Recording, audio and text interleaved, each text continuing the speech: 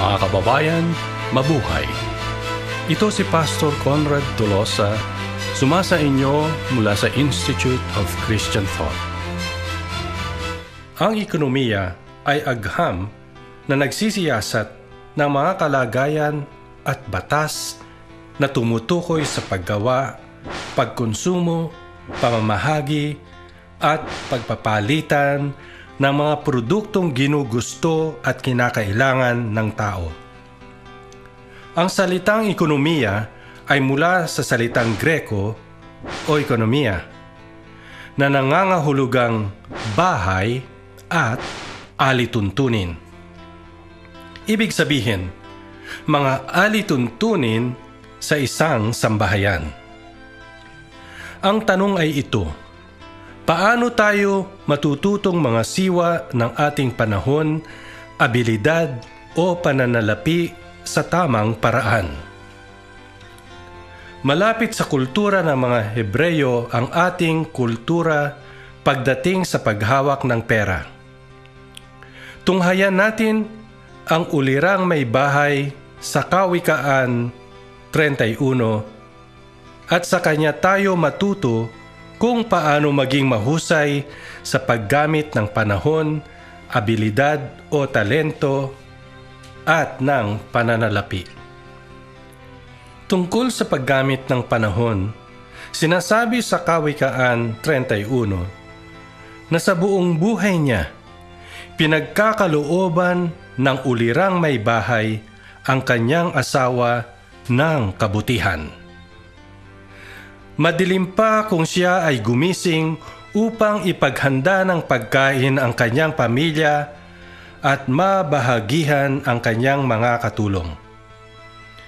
May kasiglahan at kalakasan ang pagtratrabaho ng kanyang mga kamay hanggang sa pagdilim. Hindi mo siya makikitang nakatanga. Tinitingnan niya ang takbo ng kanilang kabuhayan. Tumatawa lamang siya kapag naiisip niya ang kinabukasan. Ibig sabihin, ay handa siyang harapin anuman ang dala nito.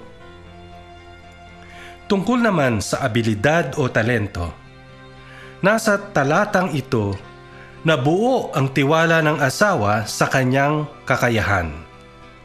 Mahusay siyang mamili. Ang binibili niyang pagkain, kasuotan, kasangkapan at kagamitan ay pawang mataas ang kalidad. Marunong din siyang magpalago ng naitatabing salapi. Bumibili siya ng bukid na nagbubunga ng magandang ani.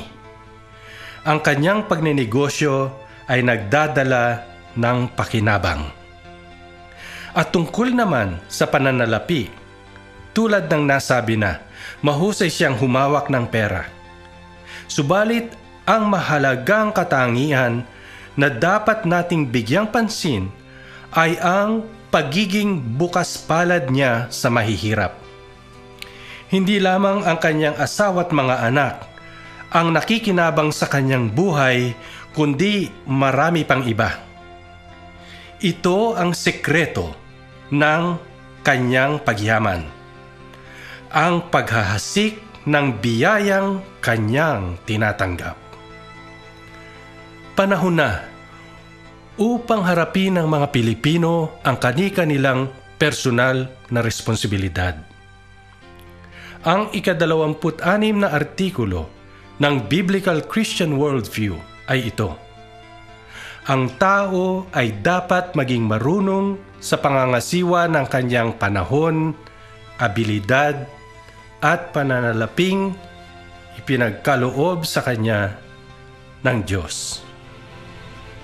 Ito si Pastor Conrad Tolosa, sumainyo mula sa Institute of Christian Thought.